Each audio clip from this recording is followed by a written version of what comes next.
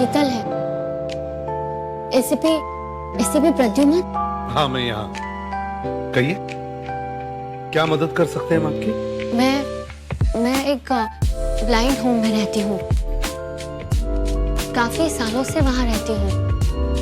अभी तक तो कोई प्रॉब्लम नहीं आई, लेकिन अब अचानक। क्या हुआ? आप? मैं सीनियर इंस्पेक्टर अभिजीत।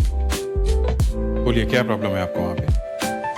मैं जहाँ रहती हूँ वहाँ पर डॉर्मेट्री में रात को चोरी चुपके कोई आता है। मतलब? वो सब मैं नहीं जानती, कौन आता है, किस लिए आता है, वो सब मुझे कुछ नहीं पता। आपका कुछ सामान वगैरह चोरी हुआ है? हमारे पास चुराने के लिए है क्या सर? लेकिन फिर भी लगता है कि कोई कुछ ढूंढ रहा है, किसी चीज की तलाश कर रहा है। पर आप तो कह रही थी कि वहां चुराने लायक कुछ भी नहीं। इसीलिए तो इतना अजीब लगता है सर। कौन आता है, क्या चाहता है, मैं कुछ नहीं जानती। मुझे बहुत डर लगता है। आप पूरे यकीन से कह सकती हैं? इंस्पेक्टर अभिजीत, मैं देख नहीं सकती, लेकिन मैं सुन सकती हूँ। मुझे जरा से भी आवाज आई तो मुझे पता चल जाता है कि मेरे कमरे में कोई है, मेरे आसपास कोई है, लेकिन मैं कुछ नहीं कर सकती। मैं डर के मारे सोने की एक्टिंग करती हूँ। क्या कमरे में आप अकेली रहती हैं या? एक लड़की और रहती है सर। और उसे कुछ पता नहीं चलता? वो तो घोड़े बेच के सो जाती है सर। जैसे बिस्तर पे बैठती है सो जाती है, डायरेक्ट सवेरे उठती है। अच्छा, ये जो आपके कमरे में आता है, ऐसा रोज होता है या कभी कभी? कभी एक दिन छोड़कर, कभी 2 दिन के बाद। ठीक है, आप घबराइए मत, हम देख लेंगे। Thank you sir. प्रेडिक्ट, जरा इन्हें छोड़कर इधर आइए।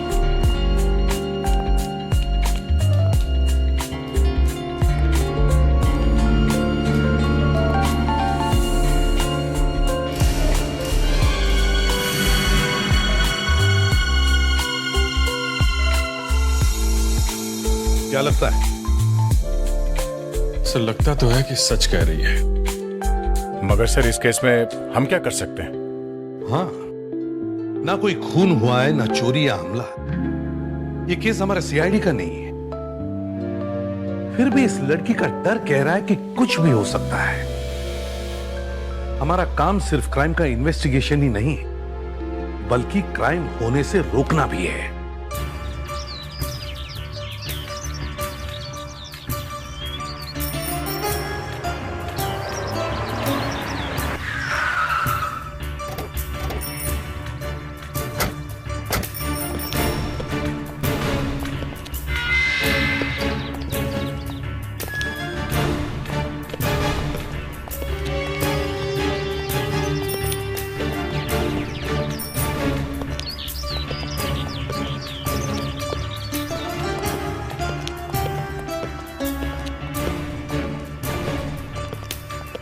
एक मिनट भाई साहब जी, ये शीतल को जानते हो? शीतल? वो 17 नंबर वाली? अरे साहब, उसकी बात मत करो। उसकी बहुत बड़ी प्रॉब्लम है। कभी तो अकेले में बैठकर रोती रहती है और कभी सबके सामने हंसती रहती। कुछ गड़बड़ है। लेकिन साहब, उससे आप लोगों का क्या काम है? यहाँ के डॉक्टर कहाँ मिलेंगे जो इंचार्ज है यहाँ के? साहब आ रहे हैं, आपके पीछे आ रहे हैं। डॉक्टर साहब? Yes. Senior inspector Abhijeet, CID से। सीआईडी? ब्लाइंड होम में क्या हुआ यहाँ पे? आपके यहाँ एक शीतल मैडम है। हाँ। वो हमारे ऑफिस में आई थी।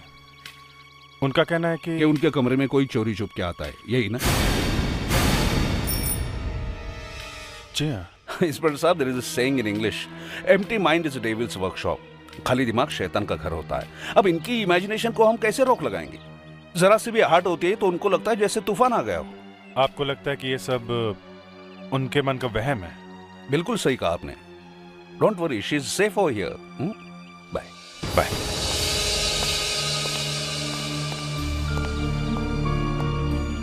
सबको ऐसे लगता है मैं बेचारी अंधी लड़की सब्सक्राइब नहीं भाई, जिसको सब्सक्राइब करने के करो लिए यार, कुछ भी सपोर्ट नहीं करो है। भाई को। इसीलिए बेकार की कहानियां बनाकर टाइम पास कर रही हूँ। नहीं नहीं, हमने ऐसा कब कहा? लेकिन देखिए, हम आपकी बात पर विश्वास करके ब्लाइंड होम गए थे, बल्कि आपके लोगों ने कहा कि आपको थोड़ा ओवर रिएक्ट करने की आदत है। फिर भी हमने छानबीन की, मगर हमें वहां कुछ पता नहीं चला। बात तो वही हुई ना कि मैं झूठ बोल रही हूँ। देखिए मैडम, ब्लाइंड होम में हमने बहुत सारे लोगों से बात की है। अब वो सच बोल रहे हैं कि आप सच बोल रही हैं? उनकी बात पे विश्वास करें कि आपकी बात पे? हो सकता है कि वो सब मिले हुए हो। लेकिन कोई आपके कमरे में आएगा क्यों? चाहिए क्या उसे? ये तो आपको पता करना है।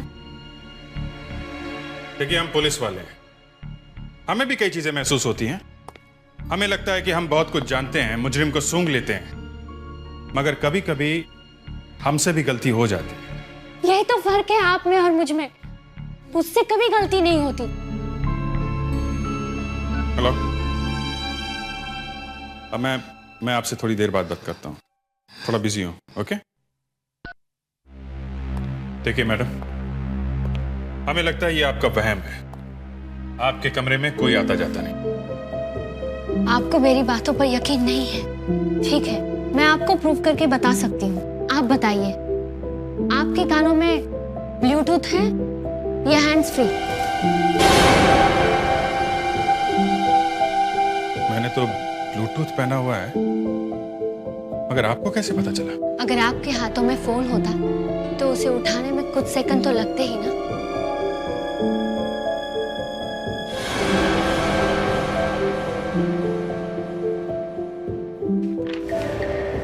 इंस्पेक्टर दया, आप उस फाइल को कितना भी धीरे टेबल पे रखिए, मुझे उसकी आवाज सुनाई देगी। मिस्टर फेडरिक्स, आपका मोबाइल वाइब्रेटर पे है, कब से बज रहा है, उसे उठा लीजिए।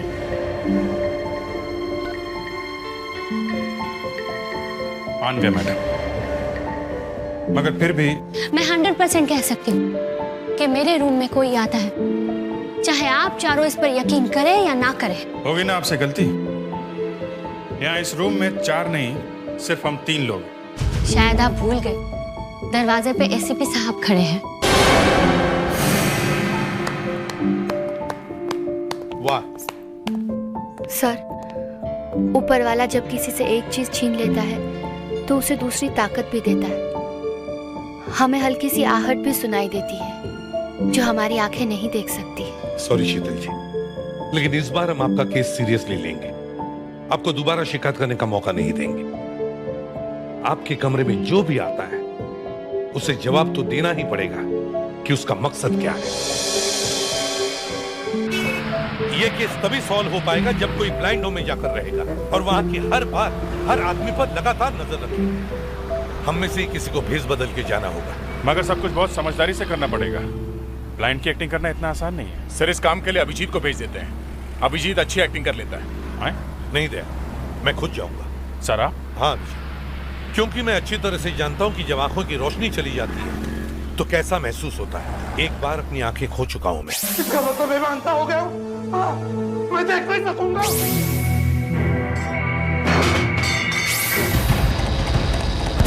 मगर सर, ब्लाइंड होम में एडमिशन से पहले वहां के डॉक्टर आंखें चेक करेंगे, उनको कैसे धोखा देंगे? इस काम के लिए हमारा फोरेंसिक डॉक्टर भी तो है, वो कब काम आएगा? नो सर, मैं आपकी मदद नहीं कर सकती। ये मैं अपने लिए थोड़ी कर रहा हूं। फिर भी मैं दूसरे डॉक्टर को धोखा नहीं दे सकती। मुझे किसी भी हालत में उस ब्लाइंड होम में जाना है। आप एसीपी बनकर भी तो जा सकते हैं। एसीपी जैसे बनकर जाने में कोई फायदा नहीं है, क्योंकि वहां पर क्या चल रहा है कुछ पता नहीं चलेगा। इसलिए कह रहा हूं, मुझे वहां एक ब्लाइंड आदमी बनकर ही जाना है। आपको ब्लाइंड बनने की एक्टिंग करनी आती है? यही तो प्रॉब्लम है, मुझे एक्टिंग करने नहीं आती। इसीलिए कह रहा हूं मेरी आंखों में डालने के लिए कुछ दो जिससे मैं एक ब्लाइंड लग सकूं। ठीक है,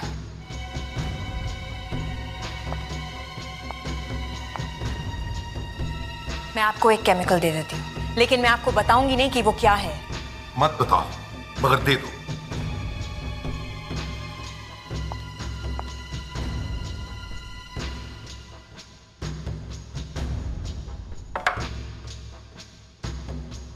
ये लीजिए, इसके 2 या 3 ड्रॉप्स अपनी आंखों में डालिएगा। आपकी आंखों की पुतलियां फैल जाएंगी और आपकी आंखें ब्लैंक लगने लगेंगी। और अगर किसी डॉक्टर ने मेरी आंखें चेक की तो? किसी डॉक्टर को मिलने से कुछ ही देर पहले लगाइएगा, किसी को कुछ पता नहीं चलेगा। Thank you very much doctor, thank you. Sir, ये जो हम कर रहे हैं वो गलत है और इससे आपकी आंखों को नुकसान भी हो सकता है। मुझे पता है डॉक्टर, मगर मुझे ये केस सॉल्व करना ही है।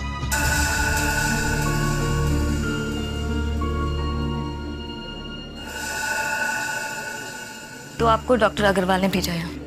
हाँ, अच्छे इलाज के लिए। आपका नाम क्या? मेरा नाम पांडुरंग फुलसे है। मैं हीरो का कारीगर हूँ, बहुत साल से काम करता हूँ। इन्हें मशीन पर बिठा दो। जी, आइए, जरा संभालिए। आइए इस तरफ से। या बैठिए।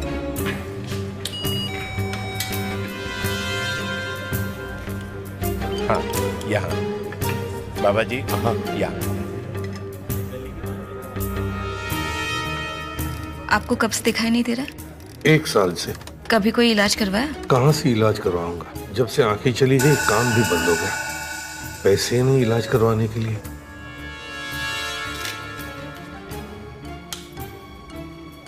हो गया। Doctor Shah, yes. Is totally blind.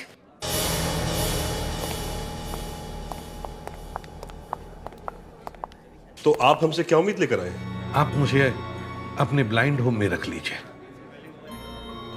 बाहर मेरा कोई नहीं है। ठीक है, इन्हें बेड नंबर 8 दे दो। आप बेफिक्र रहिए, यहाँ आपका पूरा ख्याल रखा जाएगा। Okay, thank you doctor.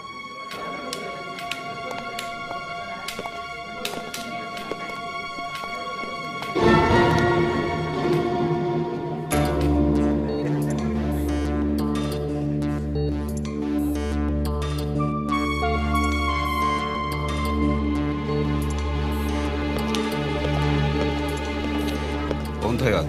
New patient, totally blind. Totally blind? अगर ये वाकई ब्लाइंड है तो जब मैं अंदर आया तो इसकी आंखें थोड़ी सी सिकुड़ी क्यों, और वो रास्ते से ऐसे हटा जैसे टकराने से बचना चाहता हूं। भाई मुझे कहाँ रखोगे? मेरा कमरा कहाँ है? वहां आगे है। और यहाँ लेडीज का कमरा कहाँ है? पीछे की तरफ है। पीछे की तरफ? मतलब आमने सामने? क्या बात है, इरादा क्या है आपका? अरे कुछ नहीं भाई, बस कहीं गलती से उनके कमरे में न घुस जाऊं इसलिए पूछा। फिक्र मत करो, हमारे रहते कोई किसी के कमरे में नहीं घुस सकता। अच्छा, वो तो है ही। अब आई हैं तो पता चल ही जाएगा।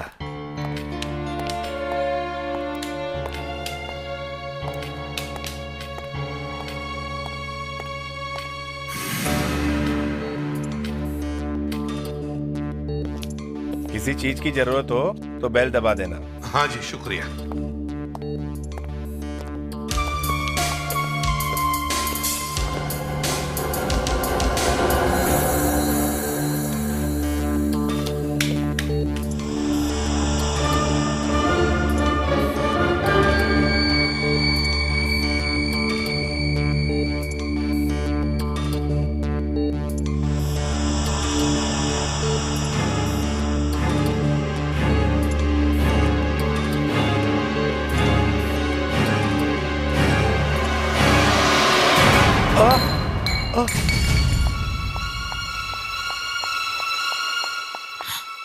ये क्या किया आपने? I'm sorry, मुझसे गलती हो गई।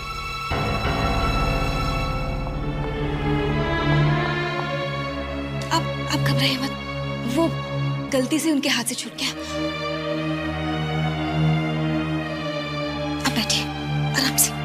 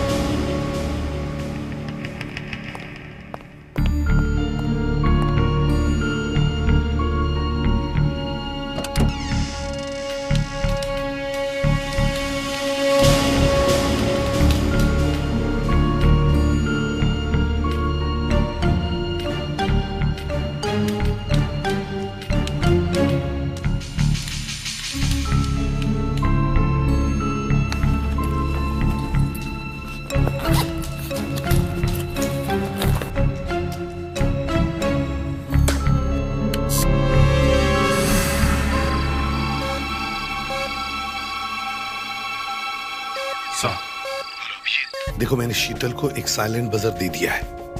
अगर उसके कमरे में कोई आया तो वो बजर बजा देगी। Okay sir.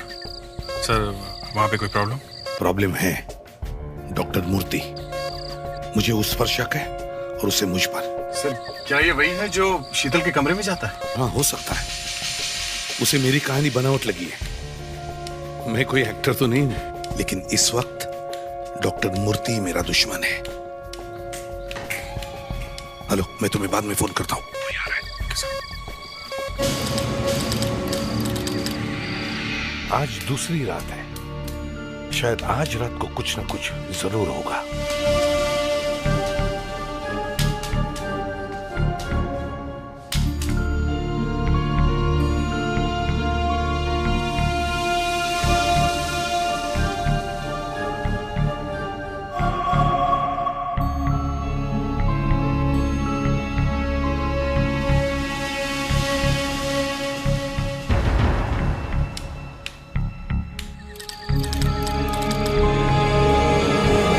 आज तीसरी रात है और अब तक कुछ भी नहीं हुआ। कि शीतल जो कह रही है वो उसका वहम तो नहीं?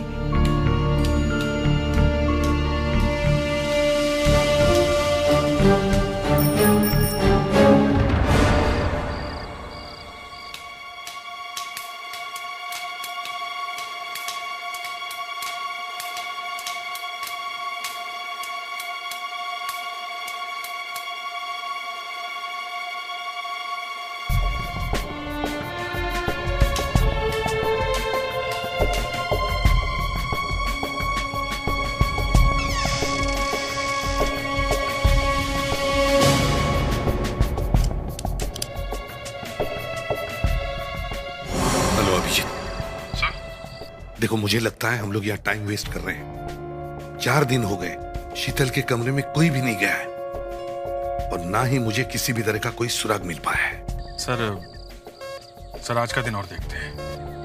अगर कुछ हाथ नहीं आया तो फिर ये केस बंद। अभिजीत, 1 मिनट, शीतल का सिग्नल आ रहा है। मैं जाके देखता हूँ। तुम लोग भी अलर्ट रहना। ओके? Yes sir.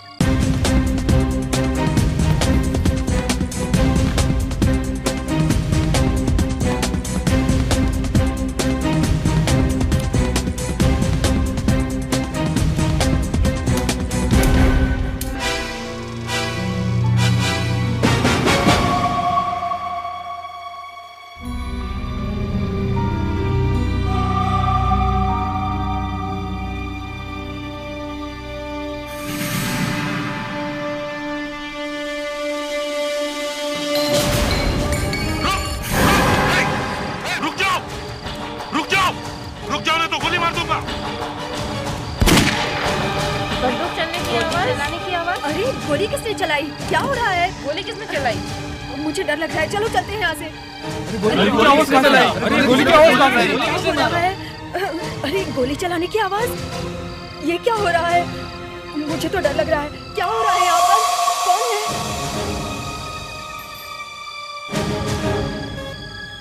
सर, कोई था। मैंने खुद उसका पीछा किया है। शीतल गलत नहीं कह रही है। मामला बहुत ही सीरियस है। सर पता चला कौन है वो? मैं उसे ठीक से देख नहीं पाया। मगर मुझे लगता है वो डॉक्टर मूर्ति ही था। अब मैं इस केस की जड़ तक पहुंचूंगा। इस डॉक्टर मूर्ति को नहीं छोड़ूंगा। मुजरिम चाहे जो भी हो, उसका अंत जेल में ही होना चाहिए। Yes sir.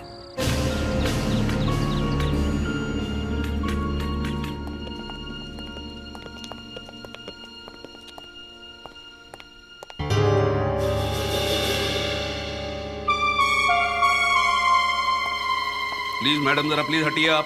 1 minute, sorry 1 minute हटिए प्लीज। क्या हो रहा है यहाँ?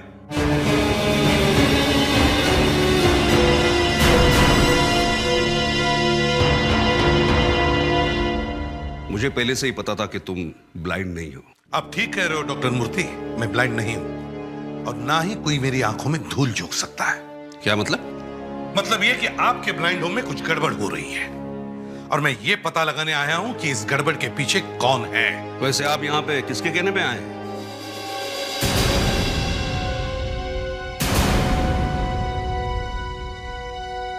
तो शीतल के कहने पे आप यहाँ पे आए हैं। लगता है आजकल सीआईडी के पास कुछ काम नहीं है। सीआईडी के पास सिर्फ एक ही काम है, क्राइम को रोकना और मुजरिम को पकड़ना। फिर वो मुजरिम चाहे जो भी हो, एक आम आदमी या आप जैसा डॉक्टर। समझे doctor Murthy? All the best. Thank you doctor Murthy. पिछले कई रातों से कोई 17 नंबर बेड के आसपास कुछ ढूंढता है। जो कुछ भी गड़बड़ इस 17 नंबर बेड के आसपास ही है, लेकिन क्या है? क्या चाहता है वो आदमी? सर अभी ये बेड नंबर 17 खाली है, लेकिन 15 दिन पहले जो पेशेंट यहाँ रहती थी उसका नाम राधिका था। और पिछले 15 दिन से ही कोई यहाँ पर आ रहा है। राधिका के बारे में कुछ इंफॉर्मेशन? सर वो यहाँ सिर्फ 1 हफ्ते के लिए थी, फिर चली गई? नहीं सर, वो मर गई। मर गई? इसका मतलब है हमें राधिका के बारे में बहुत कुछ पता लगाना चाहिए। वो कौन थी, कहां से आई थी, क्या काम कर रही थी? अभिजीत, मुझे राधिका की पूरी फाइल चाहिए।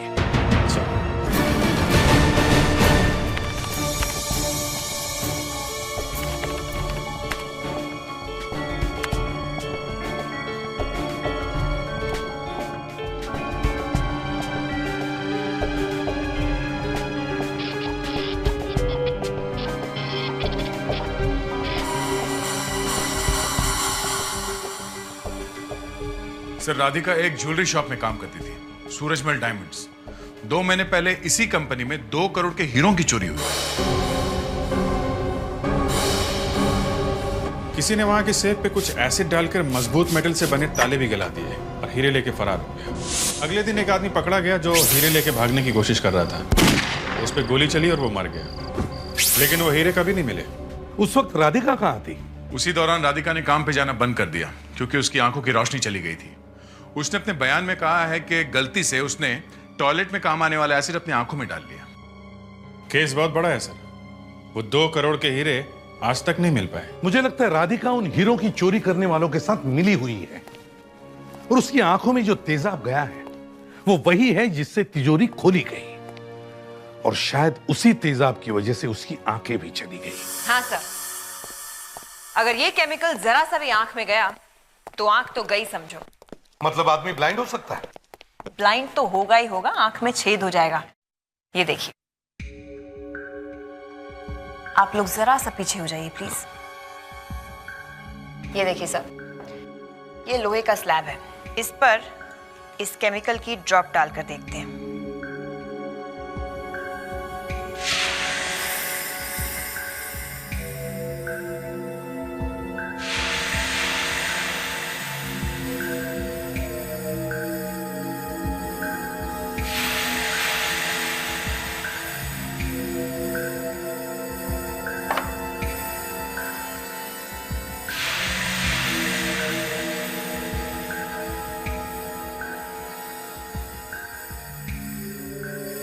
ये केमिकल तो सेफ के ताले में भी छेद कर दे, तो फिर इंसान की आंख क्या चीज है? इसका मतलब है राधिका हीरो की चोरी में मिली हुई थी। जब लुटेरे तिजोरी पर ये केमिकल डाल रहे थे तो शायद गलती से ये केमिकल राधिका की आंखों में लग गया और उसकी आंखें चली गई।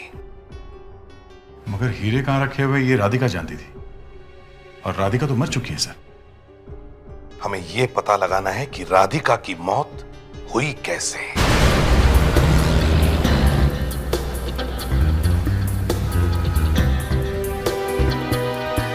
सर, मुझे इस बात पे हैरानी है कि राधिका आत्महत्या करने के लिए ब्लाइंड होम की फार्मेसी तक पहुंची कैसे, और उसे यह कैसे पता चला कि जो शीशी उसने उठाई है, जो वो पीने जा रही है, उसमें जहर ही है। सर, आप जो कह रहे हैं वो सच भी हो सकता है। क्या मतलब? मतलब राधिका का मन जिंदगी से भर चुका था। वो चीखती थी, चिल्लाती थी, मुझे मार दो, मुझे मार दो, मुझे मरना है, प्लीज कोई मुझे जहर ला के दो, मुझे मरना है, मुझे इस साल में नहीं जीना है, प्लीज, मैं बहुत पैसे दूंगी, मुझे जहर ला के दो। ओह, इसका मतलब किसी ने पैसों के लालच में आकर उसे जहर दे दिया। जहां से उसने वो जहर की शीशी उठाई है, उस अलमारी में तो हमेशा ताला लगा रहता है। तो फिर राधिका जहर तक पहुंची कैसे? सर, जरूर किसी ने उसकी मदद की है। मतलब राधिका ने आत्महत्या नहीं की है, उसका खून हुआ है। सर, मान ले ऐसा हुआ भी है तो कौन हो सकता है वो? ये तो ब्लाइंड होम में ही पता चलेगा। ब्लाइंड होम चलो। सर। हाँ सर, मुरली नाम का एक आदमी पिछले 9 साल से इस ब्लाइंड होम में रह रहा था, मगर राधिका के मौत के बाद अचानक उसने 2-3 दिनों में यहाँ से छुट्टी ले ली। क्यों? वो ठीक हो गया था क्या? उसकी आंखों के इलाज के लिए उसे बहुत सारे पैसों की जरूरत थी। उसका आई ट्रांसप्लांट हो सकता था, बस उसके पास पैसे नहीं थे, और पैसे उसे दे सकती थी राधिका। मतलब उन चुराए हुए हीरो से राधिका ने अपनी मौत खरीद ली है, और अब उन्हीं हीरो से मुरली अपनी आंखों का इलाज करवाएगा। सर, यही वो खूनी है। जानता हूँ, और ये भी जानता हूँ कि मुरली जल्द से जल्द उन हीरो को हासिल करने की कोशिश करेगा। दया, मुरली के बारे में और कुछ पता चला है? सर, डॉक्टर लीना कामत ये केस देख रही थी, उन्हीं से कुछ पता चलेगा सर। मुरली का एक भतीजा है अरविंद। मुरली ने उसे कई बार बुलाया, लेकिन इतने सालों में ना ही वो कभी उसे मिलने आया और ना ही कभी उसकी पूछताछ की। लेकिन 2 दिन पहले मुरली ने अरविंद को फिर से फोन किया। किस लिए? उसे मिलने के लिए। और वो मिलने आया? हाँ, इस बार वो आया भी और उसे डिस्चार्ज करवा कर लेकर भी गया। तो इसका मतलब है मुरली हीरो के बारे में जानता है। मुरली ने अरविंद को हीरो का लालच दिया और अरविंद उसे बाहर ले गया। डॉक्टर, क्या आप बता सकती हैं ये अरविंद रहता कहां है? आप ऑफिस रिकॉर्ड्स में देख लीजिए, एड्रेस मिल जाएगा आपको।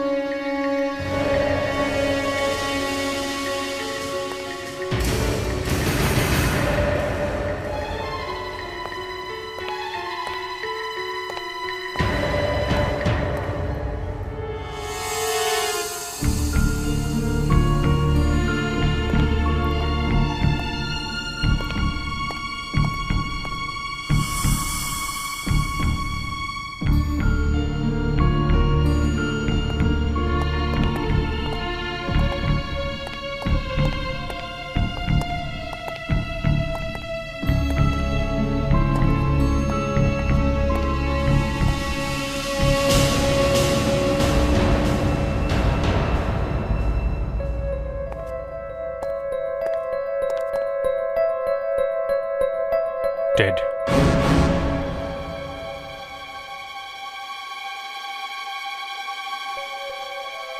खून अभी भी लाल है, सूख कर काला नहीं हुआ है। मर्डर हुए ज्यादा देर नहीं हुई है सर।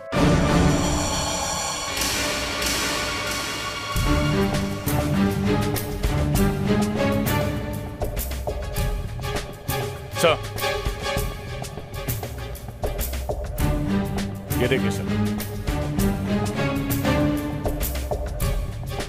लगता है मरने से पहले इन दोनों में से किसी ने फोन किया होगा। तो देखो लास्ट नंबर कौन सा डायल किया है।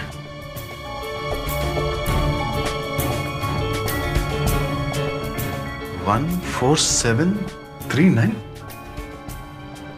पर ऐसा तो कोई नंबर होता ही नहीं है कहीं पे भी। हाँ, और अगर ऐसा नंबर है नहीं तो फिर इसने डायल क्यों किया? सर, ये कई कंपनियों के ट्रैवल ब्रोशर्स मिले हैं। लगता है कहीं भागने की तैयारी में थे। सर, इनकी बॉडी पे बहुत सारे निशान हैं। शायद इन्हें टॉर्चर किया गया है। कुछ उगलवाना होगा। जिसने भी इन दोनों का खून किया है वो इन हीरो के बारे में जानता है और इन हीरो के वजह से इन दोनों का खून हुआ है। देखना ये है कि इस 14739 का इस खूनी के साथ क्या लेना देना है। शीतल को लगता था कि उसके कमरे में चुराने के लिए कुछ भी नहीं है, लेकिन उसे यह पता नहीं था कि उसके कमरे में 2 करोड़ के हीरे छुपाए गए हैं और उन्हीं को ढूंढने के लिए कोई उसके कमरे में जाता था।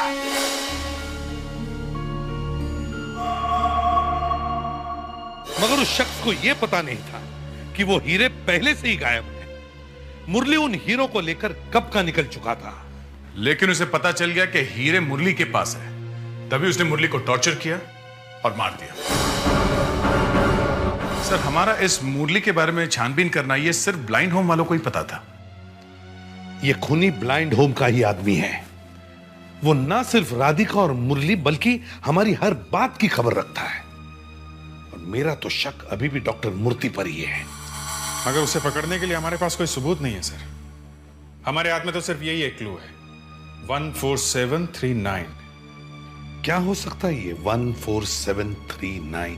किसी बैंक लॉकर का कोड नंबर, किसी तिजोरी का कोड, पोस्ट बॉक्स नंबर, किसी कार का नंबर भी तो हो सकता है। हाँ, लेकिन सर कोई भी कोड 14739 से शुरू नहीं होता। यह भी हो सकता है ये उस नंबर का पिछला हिस्सा हो, इसके आगे कुछ और नंबर हो। पता करो किस चीज का नंबर है ये नंबर ही हमें खूनी तक पहुंचाएगा।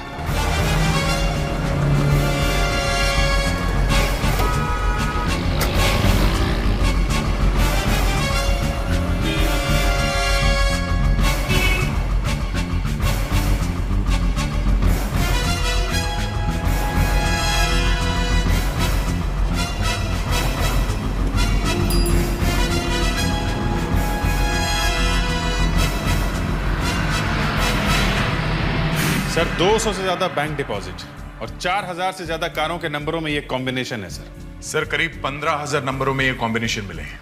सर, और भी कई चीजें हैं चेन में, जैसे कि दुकानों के मेंबर, क्लब कार्ड के member, credit card number, ATM number. और अगर पोस्ट बॉक्स नंबरों की लिस्ट ढूंढना शुरू करें तो सर पता नहीं कहां पहुंचेंगे। जब तुम लोग अपना काम कर रहे थे तब मैं भी अपना काम कर रहा था। मैंने सोचा कि ये 14739 किसी का नाम हो सकता है। नाम? हाँ, जैसे 725 का राज होता है। ये देखो, 7 का R, 2 का A और 5 का J। वैसे 14739 के बहुत सारे कॉम्बिनेशंस हो सकते हैं। तब भी सर मोबाइल फोन के नंबरों में नंबर 1 पे कोई अल्फाबेट नहीं होता। फिर भी इस नंबर का कुछ तो मतलब है, नहीं तो मरता हुआ आदमी ये नंबर डायल क्यों करता? एग्जैक्टली। हमें फिर से ब्लाइंड होम चलना होगा, वहीं पे पता चलेगा 14739 का राज क्या है।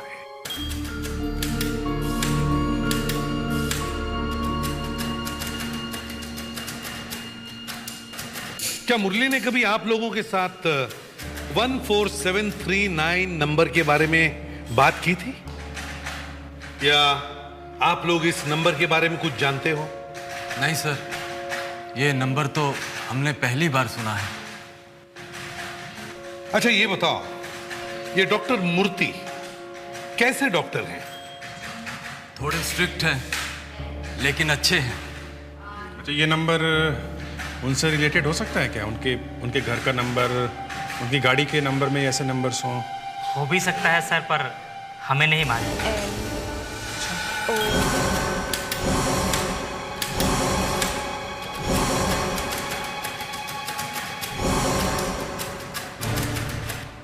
क्या हुआ सर? अभिजीत, इस 14739 नंबर का ब्रेल स्क्रिप्ट के साथ कोई कनेक्शन हो सकता है क्या? क्या मतलब सर? मतलब ये कि मुरली देख नहीं सकता था, X अगर वो कुछ लिखना चाहता था Y तो कौन सी स्क्रिप्ट में लिखता? Z। वो तो ब्रेल स्क्रिप्ट में ही लिखता। Yes sir. दया, मुझे एक पेपर और पेन दो।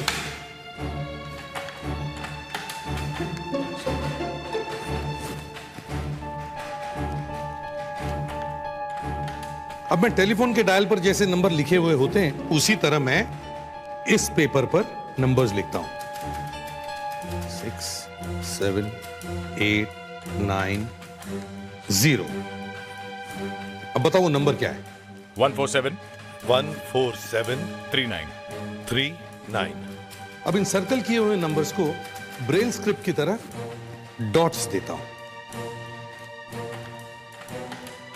तो ये ऐसे देखेंगे, 3 वर्टिकल लगातार डॉट्स, उसके बाजू में 2 वर्टिकल डॉट्स जिनके बीच में स्पेस है।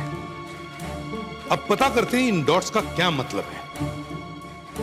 S T U V W X Y Z। Madam, मुझे आपकी थोड़ी मदद चाहिए। हाँ जी कहिए। विथ परमिशन में आपका हाथ पकड़ सकता हूं? जरूर। जरा ये बताइए, ये जो 3 लगातार वर्टिकल डॉट्स है इनका क्या मतलब है? एल। और ये जो 2 वर्टिकल डॉट्स है जिनके बीच में स्पेस है वो के। एल के।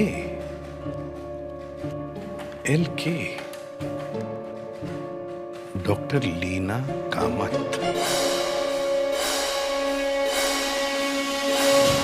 माय गॉड, मुरली हमें यही तो बताना चाहता था। सर, लीना कामत ने हीरो की चोरी की खबर अखबार में या टीवी पे देखी होगी। कल रात सूरजमल डायमंड्स की दुकान में कीमती हीरो की चोरी हुई। चोरी करने वाले ने तिजोरी पर किसी एसिड जैसी चीज का इस्तेमाल किया था। राधिका के मरने के बाद भी लीना कामत हीरो के खोज में लगी रही, मगर जब हम मुरली तक पहुंचने की कोशिश कर रहे थे तो लीना कामत हमसे पहले ही वहां पहुंच गई और जैसे ही उसे हीरो के बारे में पता चला उसने मुरली को मार दिया। मगर मुरली ने मरने से पहले लीना कामत का नाम टेलीफोन पे लिख दिया।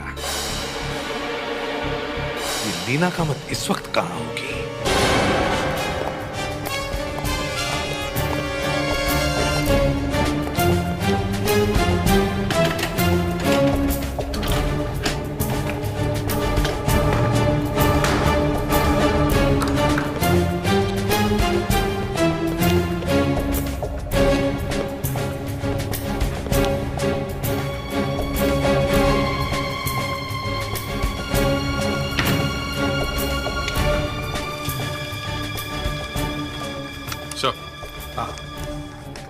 सो ये देखिए, ये तो पूरी रिसर्च कर रही थी डायमंड्स की चोरी की। कौन है यहाँ? Doctor Leena, you are under arrest.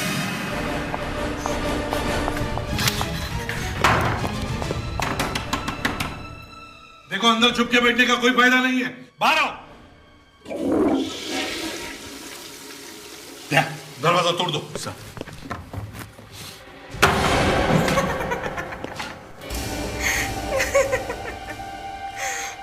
अब क्या करोगे एसीपी? ना रहे हीरे और ना ही सबूत। मैंने हीरो को फ्लश कर दिया। अच्छा, हम सारी स्यूएज लाइन सील कर देंगे, समझे? और हीरो को हासिल करेंगे। लेकिन तुम साबित कैसे करोगे कि हीरे मेरे बाथरूम के पाइप से हैं? यहाँ तो बहुत सारे बाथरूम्स हैं। हीरे कहां से आए और कहां जाएंगे इससे हमें कोई फर्क नहीं पड़ता। मुरली ने मरते वक्त तुम्हारा नाम लिखा है टेलीफोन पे।